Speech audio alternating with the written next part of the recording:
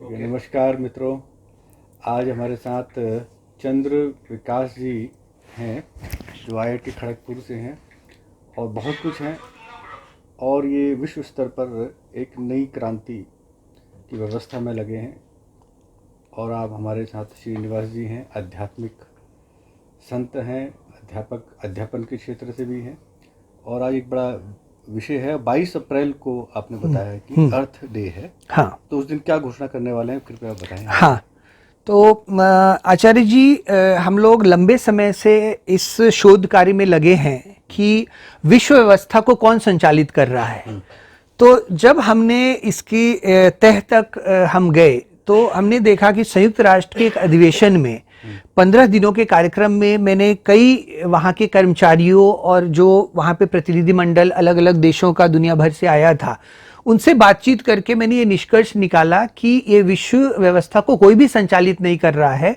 कुछ अदृश्य ताकतें धोखे से षड्यंत्र पूर्वक व्यवसायीकरण करके एक सिंगल होल्डिंग कंपनी की तरह पूरी विश्व व्यवस्था को उन्होंने बना दिया है और उन्होंने अपने नुमाइंदे, अपनी घुसपैठ हर जगह कर रखी है।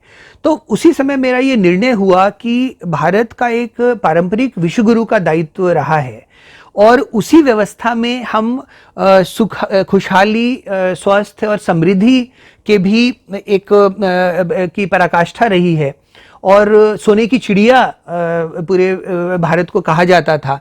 तो उन व्यवस्थाओं का अध्ययन करके कि कैसे यज्ञ आधारित जो व्यवस्था थी, जो दान की व्यवस्था थी, देने की, तो जब हर व्यक्ति में देने की क्षमता बढ़ती है और देने का भाव आता है तब उसमें समृद्धि आती है।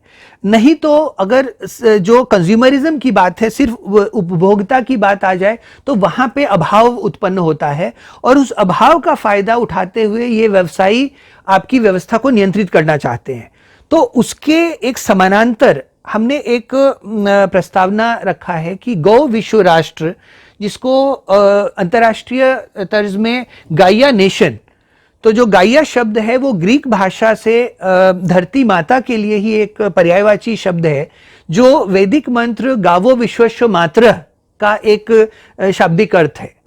तो हमने ये इसको एक पूर्व और पश्चिम के एक संगम की ओर की तरह एक शब्द को लिया और इसमें हमारी एक संरचना है जिसमें 80 प्रांत होंगे जो विश्व की आबादी 8 अरब की है। तो उनका एक प्रोपोर्शनल रिप्रेजेंटेशन होना चाहिए। आज छोटे बड़े देश हैं, उन सब की एक एक वोट है महासभा में, संयुक्त राष्ट्र के स्ट्रक्चर में।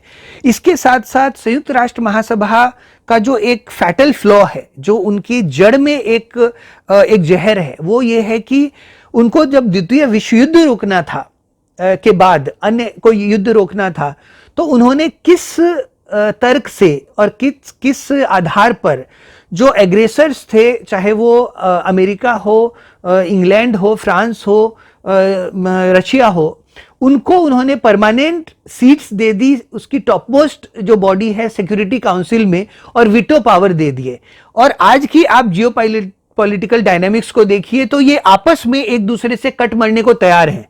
तो ऐसे में गौ विश्व राष्ट्र यानी गाइया नेशन का हमारा प्रस्ताव है कि एक समानांतर पीस एंड हार्मनी काउंसिल, शांति एवं समरसता समिति, एक 11 सदस्यीय, जिसका हमारे मार्गदर्शन सदगुरु स्वामी सदाफल देव जी महाराज, जिन्होंने विहंगम योग की स्थापना की, 1952 में उन्होंने एक पुस्तक लिखा विश्व राज्य विधान, और उन्होंने ये बताया कि विश्व सरकार बनाना अति आवश्यक है। इसके साथ साथ उन्होंने बहुत सारी बात बताई कि सर्वसम्मति पे लोकतंत्र और राजतंत्र आधारित होना चाहिए, न कि वोट बैंक की पॉलिटिक्स पर। तो 52 से लेकर आज 70 वर्षों के बाद उन सारी बातों को संजोते हुए और एम्पेरिकल एविडेंस पे आधारित हमने एक नई संरचना रखी है कि 80 प्रांत हो, हर प्रांत के 50 जनपद हो और अंतिम स्तर तक, ग्रासरूट्स लेवल तक स्वायत्ता हो, ताकि ग्राम स्वराज की हमारी जो परिकल्पना है और जो पारंपरिक हमारी मान्यता है वो सुदृढ़ हो। तो इससे एक कॉम्प्रिहेंसिव सॉवरेंटी का हमारा प्रस्ताव है, न कि ट्रीटी ऑफ वेस्टफेलिया से जो निकलता है सॉवरेंटी ऑफ नेशन स्टेट्स, जो कि इस व्यापारी वर्ग के चंगुल में आ चुके हैं। तो इस तरह से हमने एक प्रस्ताव रखा है और उसी पे हम लोग उसी की एक अंतरिम सरकार की घोषणा भारत सरकार के साथ मिलकर 22 अप्रैल को अर्थ डे के दिन करना चाहते हैं। ये एक किताब है, एक विश्व का आगाज, अब की बार विश्व सरकार, ये देख सकते हैं। तो इस विषय में चंद्र प्रकाश जी, आप दोनों ने इसको प्रकाशित किया है, इसके विषय में तो बताएं कि ये क्या मतलब चाहते क्या है, मतलब क्या लाभ क्या है इसका। हाँ, तो हमारा ये मानना है कि आज विश्व की स्थिति ऐसे एक परिपक्व हो चुकी है कि वो विकल्प तलाश रही है। जो वैश्विक संचालन संयुक्त राष्ट्र के माध्यम से और जो महाशक्तियों के माध्यम से हो रहा था, चाहे वो अमेरिका हो, चाहे पश्चिमी यूरोप हो, या चीन हो, या रशिया हो, और जो बाकी अन्य देश हैं एशिया, अफ्रीका, अमेरिका के, तो कहीं ना कहीं जो व्यापारीकरण है उसकी इतनी पराकाष्ठा हो गई कि हर चीज ट्रांजैक्शनल हो गई, मतलब व्यवहार में भी अब व्यवसायीकरण होने लगा। उससे जो मानवीयता के मानव मूल्य जो नष्ट होने लगे, उसकी वजह से जो सुख शांति दुनिया को संयुक्त राष्ट्र एक वादा करता है अपने चार्टर के माध्यम से, ह्यूमन डिग्निटी को रिस्पेक्ट करने की जो बात करता है, वो 17 सस्टेनेबल डेवलपमेंट गोल्स की जो शब्दावली है वही चिन्हित करती है कि वो बिल्कुल ही विफल रहा है। तो ऐसे में हम ये कह रहे हैं कि अब चूंकि वैश्वीकरण बहुत ही प्रसार हो चुका है उसका, और स्थानीय निकायों में भी, स्थानीय समुदाय भी आज स्वायत्त नहीं है, उनका स्वराज नहीं है कि वो अपनी व्यवस्था को आपस में ही ठीक कर सके, क्योंकि प्राकृतिक संसाधन बहुत ही ज्यादा खंगाल लिए गए हैं, उनका शोषण और उनका इतना ज्यादा क्षति हो चुका है कि स्थानीय परिपूर्णता बहुत सारे क्षेत्रों में नहीं आ सकती। इसके लिए हमें ग्लोबल मैंडेट की जरूरत है और इसके लिए विश्व सरकार की जरूरत है। तो ये हमारा मुख्य पक्ष है कि जब वो विश्व सरकार होगा तो उसके माध्यम से हम ग्रासरूट्स तक फिर से उनको एम्पावर करने के लिए ट्रांजिशन प्लान बना पाएंगे कि कैसे स्थानीय परिपूर्णता एवं चक्रीय व्यवस्था हर क्षेत्र में स्थानीय स्तर पे स्थापित हो। उसका हमने अंग्रेजी में नाम दिया है less model, localised abundance and circular economy. तो उसके माध्यम से हमारा कहना है कि जब ग्लोबल मैंडेट आएगा तो हम सही तरीके से समझ पाएंगे कि हमें क्या मोटर गाड़ियों के प्रोडक्शन पे कुछ समय के लिए रोकथाम लगानी चाहिए, क्या हमें बहुत सारे जो धरती से पेट्रोलियम निकाला जा रहा है उससे जो प्रदूषण फैलाया जा रहा है और उसके माध्यम से जो पूरी वायुमंडल की जो व्यवस्था है, जो जलवायु परिवर्तन और जलवायु का विघटन हो रहा है, विनाश हो रहा है, जिसकी वजह से आप देख रहे हैं कि भारत में रबी की फसल आधी नष्ट हो गई है। तो इस तरह से हम एक नई विश्व व्यवस्था लाना चाहते हैं, उसके लिए ग्लोबल मैंडेट लाना चाहते हैं, जिससे कि आने वाले 10 वर्षों में एक स्पेशल पीरियड डिक्लेयर करके हम एक जो हमारी मूलभूत आवश्यकताएं हैं उनकी आपूर्ति को प्राथमिकता दें, और जो वितरण है, जो बहुत ज्यादा शोषणकारी व्यवस्था हो गई है, जिसमें कुछ लोग, कुछ पूंजीपति, कुछ उद्योगपति अरबपति हो गए हैं और बाकी लोगों के लिए कोई भी संसाधन नहीं बचा है, तो उस व्यवस्था में एक समन्वय, एक सामंजस्य स्थापित करने की ये पूरी प्रक्रिया है ताकि सत्य और न्याय स्थापित हो और उससे शांति, समृद्धि, खुशहाली। इसे आप हिंदू राष्ट्र भी जोड़ सकते हैं। देखिए, इसमें आचार्य जी मेरा एक बहुत ही मौलिक मत है जो मैं आपके सामने रखना चाहूंगा कि देखिए, जो हिंदू शब्द है वो हिमालय से लेके हिंदू सागर के क्षेत्र के निवासी, पर आप सारा जो जियोलॉजिकल और आर्कियोलॉजिकल एविडेंस सबको टैली करते हैं तो मानव जाति की उत्पत्ति यहीं होती है, और इसीलिए मूल निवासी का जो शब्द है indigenous, people of Indian origin, यानी पीपल ऑफ हिंदू ओरिजिन, जो आप ओल्ड लैटिन में भी आप हिंदू शब्द को इटालियन भाषा में जब उसका पर्यायवाची हिंदू, वो हिंदू ही आता है। तो पीपल ऑफ इंडियन ओरिजिन सभी मूल निवासियों की एक संज्ञा है। तो ऐसे में हमारा यह मानना है कि हिंदू राष्ट्र और गौ विश्व राष्ट्र वो पर्यायवाची हैं और मानव राष्ट्र भी उसका पर्यायवाची है। ये जो स्पष्टता है, ये जब हम विश्व समाज के सामने रखते हैं तो हम ये पाते हैं कि जो मनोविकार उत्पन्न हुआ है, जो मानव समाज में बिखराव उत्पन्न हुआ है, वो गैर मूल निवासी जो परंपरा यूरो वेस्टर्न वर्ल्ड से आई है, जो कॉलोनाइजर परंपरा रही है, उसने अपने सब्जेक्ट्स एंड स्लेव्स को नॉन इंडिजिनस डिक्लेयर कर दिया। Otherwise we are all indigenous, हम सभी इस धरती के मूल निवासी हैं, इस धरती की संतान हैं। तो उस दृष्टि से यदि हिंदू हम सबके पूर्वज हैं तो ये पूरा विश्व राष्ट्र ही हिंदू राष्ट्र है। और गौवो विश्वस्य मातरः का भी यही अर्थ है, और गाइया जो ग्रीक मिथोलॉजी से आता है उसका भी यही अर्थ है। तो मैं इसको बहुत ही स्पष्ट करना चाहूंगा कि मेरे मन में एक तो बहुत ही गहन विचार है कि जो हमारी अक्षुण्ण अपूर्वता है, एक व्यक्तिगत स्तर पर, समुदाय स्तर, परिवार स्तर पर, समुदाय स्तर पर, उसको भी सहेजा जाए, जो विलक्षण विविधता है उसको भी संजोया जाए, लेकिन उसमें सूक्ष्म स्तर पे जो एकात्मता है वसुधैव कुटुंबकम की, उसको स्थापित करते हुए शांति, सौहार्द, समृद्धि, खुशहाली स्थापित की जाए। यही मानव जीवन का असली उद्देश्य है, यही हमारा पर्यावसान है।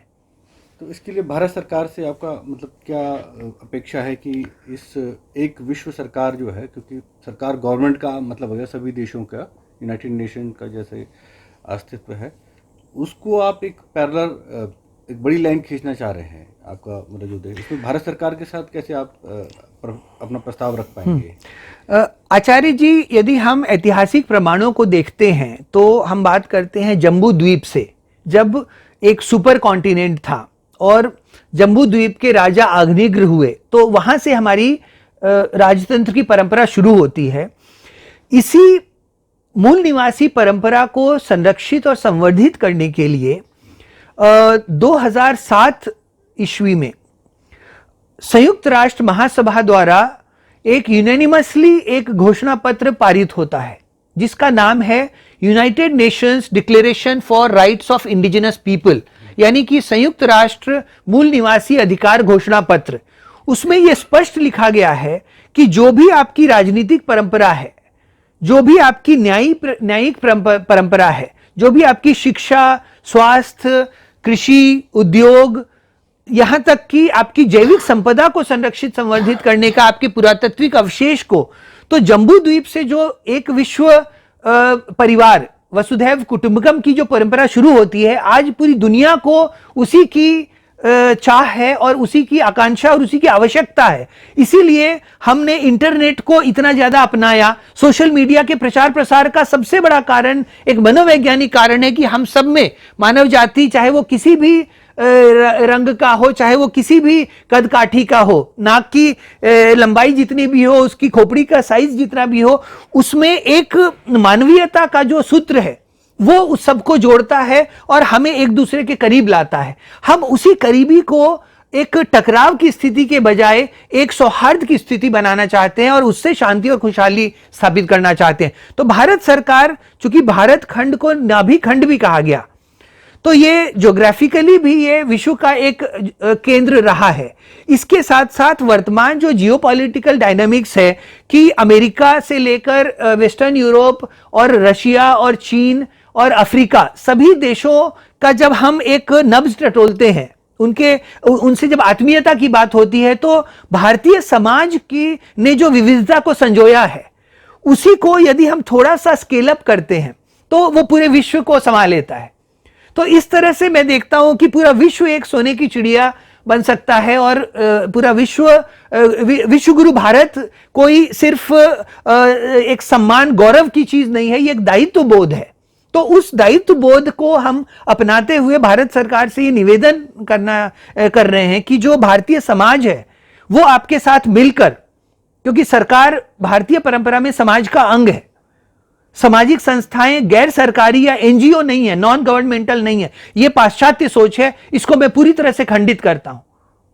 तो सत्ता समाज के साथ समन्वय से, जो यह यूक्रेन की समस्या हो, चाहे वो जलवायु के विघटन की समस्या हो, चाहे वो जो कोविड के नाम पे जो बहुत बड़ा विश्वासघात हो रहा है मानव जाति के साथ, क्यों आपको डिपॉपुलेशन करना पड़ रहा है, क्यों आपने जो हर प्रजाति का अपना संतुलन होता है, जो 1822 तक मानव जाति की आबादी सिर्फ आधी अरब थी, 0 CE, यानी कि जब से आधुनिक काल की गणना शुरू होती है तब से लेकर मानव जाति का संतुलन भारत के स्वर्णिम युग में और जो अफ्रीका और अमेरिका जो मूल निवासी संस्कृतियां रही उनके स्वर्णिम काल में वो बना रहा, उसको संजोया गया। लेकिन पिछले 200 साल में जो उन्माद आया, औद्योगिक क्रांति के नाम पे जो बावरापन आया, जो दौरा पड़ा, जो मनोविकार उत्पन्न हुआ, उसमें हमने सनातन संस्कृति के आधारभूत मूल्यों का उल्लंघन किया। जैसे कि धरती के गर्भ से बलात्पूर्वक जो वस्तु खनिज तेल प्राप्त किया गया, पेट्रोलियम, उसको हमने इतना ज्यादा उपभोग में लाना शुरू कर दिया, उस पर अपनी पूरी खाद्य फूड सप्लाई चेन की निर्भरता बना दी। फ्यूल के बिना हम मूव नहीं कर सकते, ये हमारी आवश्यकता बन गई। जबकि हमारी जो आवश्यकता होती है शुद्ध हवा की, शुद्ध जल की, उसका हम तिरस्कार करते रहे और उसका विलोप होता रहा, पंच महाभूतों का विलोप होता रहा। तो उसकी अंतिम स्थिति अब आ चुकी है। इसके आगे मानव जाति का अस्तित्व संरक्षण करना हमारे काबू से बाहर हो जाएगा। इस कार्य में अभी कितनी सफलता मिली जो गया नेशन? देखिए, स्थिति ऐसी परिपक्व है कि जो सेनेका इफेक्ट का कहा जाता है कि बेल कर्व की जो समस्या बढ़ा, उसका जो पराकाष्ठा पे आया, उसके बाद वो कोलैप्स मोड पे है। तो अगर हमें उसको अरेस्ट करना है तो ये बिल्कुल अगले 15 दिनों में, क्योंकि मई जून में दुनिया भर में फूड एंड फ्यूल शॉर्टेज होने वाले हैं।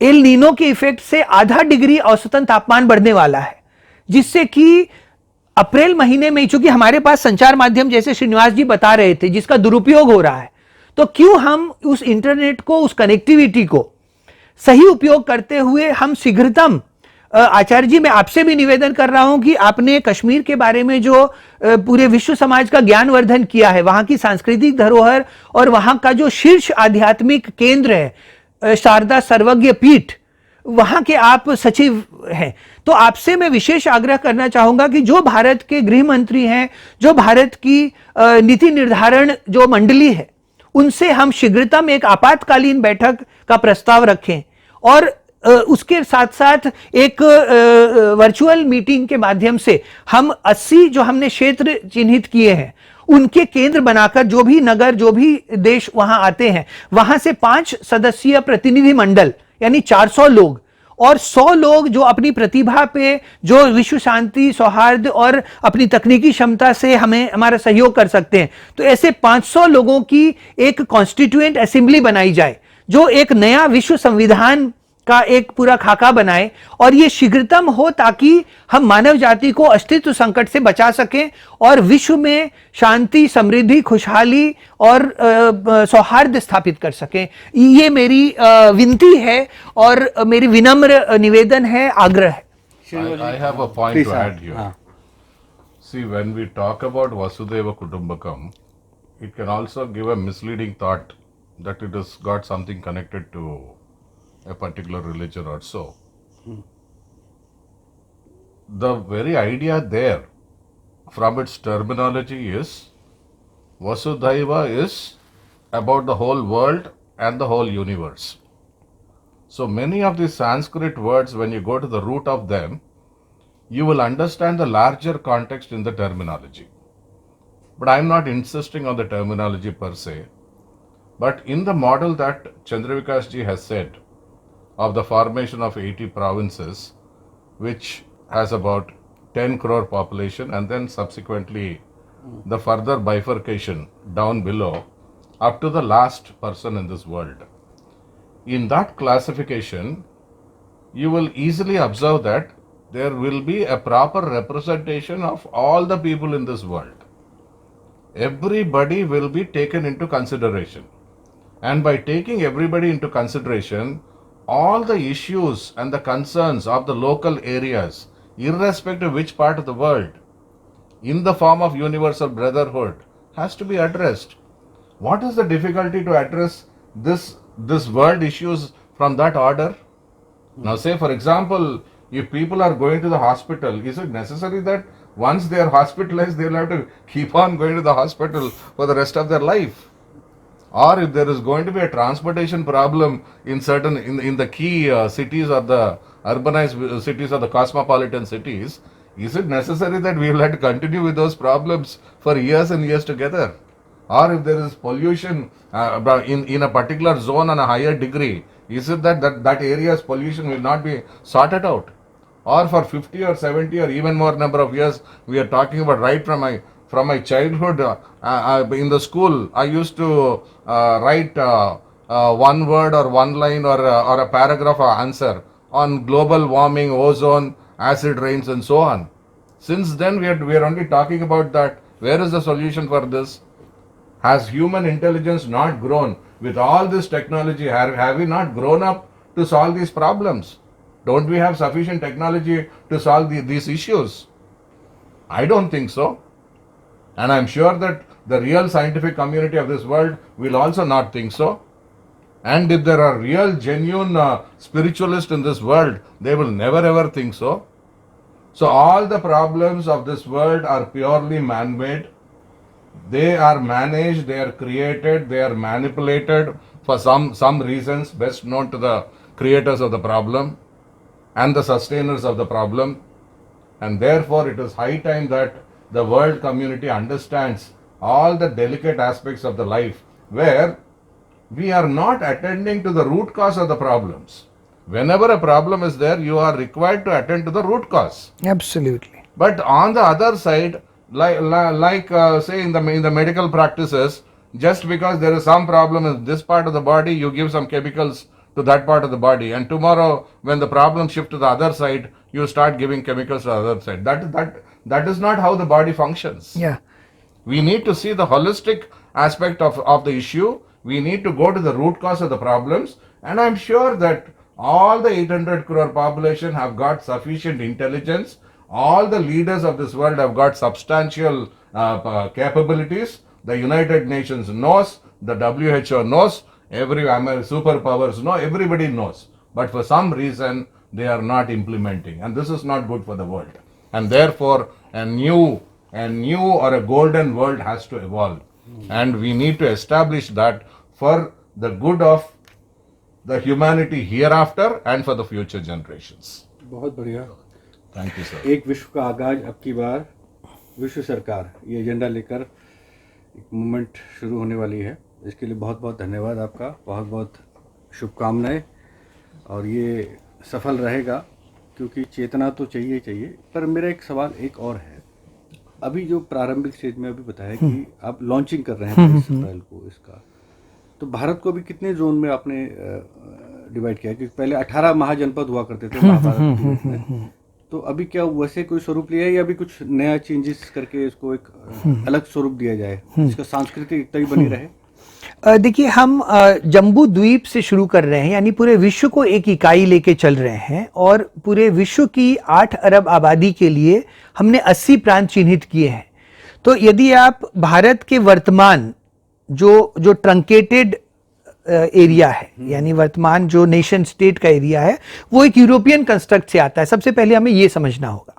जब हम वसुधैव कुटुंबकम की बात करते हैं तो उसमें सिर्फ भारत की वर्तमान सीमा रेखा नहीं आती, लेकिन चूंकि जो ज्यूरिसडिक्शन अभी गवर्नमेंट ऑफ इंडिया का वर्तमान है उसके अंतर्गत जो 1.4 अरब की आबादी है, तो यदि 8 अरब के लिए 80 प्रांत हैं तो जो 140 करोड़ की जनसंख्या उसके लिए 14 प्रांत भारत की सीमा में आएंगे. लेकिन मैं चाहता हूं कि जो हमारी सांस्कृतिक धरोहर है वो आज कॉलोनियल शैडोज में, जैसे वो आर्टिफिशियली उन्होंने सिर्फ एशिया में ही नहीं अफ्रीका में भी कॉलोनियल जो ऑक्यूपेशन था उसके आधार पे उन्होंने रेखाएं खींची हैं, नेशनल बाउंड्रीज को खींचा है.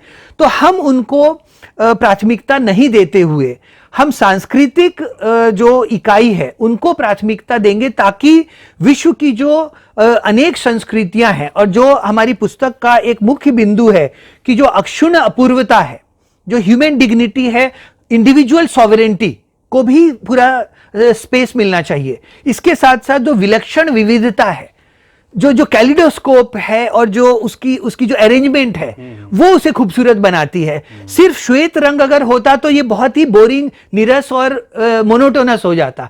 तो श्वेत भी है, गेहुआ भी है, काला वर्ण भी है, कृष्ण वर्ण भी है.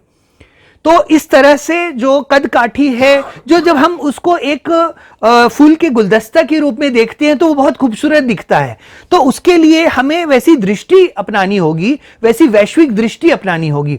तो हमारा मूल सिद्धांत अभी यही है कि वो जो 80 प्रांत होंगे उसमें जो 14 प्रांत, चूंकि भारत सरकार का एक विशेष दायित्व हम समझते हैं और वर्तमान में हम जिस भौगोलिक क्षेत्र से ये पहल कर रहे हैं, तो हमारा पहला निवेदन ये होगा भारत सरकार से कि वो इसको साझा जो सिविल सोसाइटी है उसके साथ मिलकर 22 अप्रैल को हम कार्यक्रम करें और सभी प्रतिनिधि समाज के भी और सरकार के भी उसमें उपस्थित हों।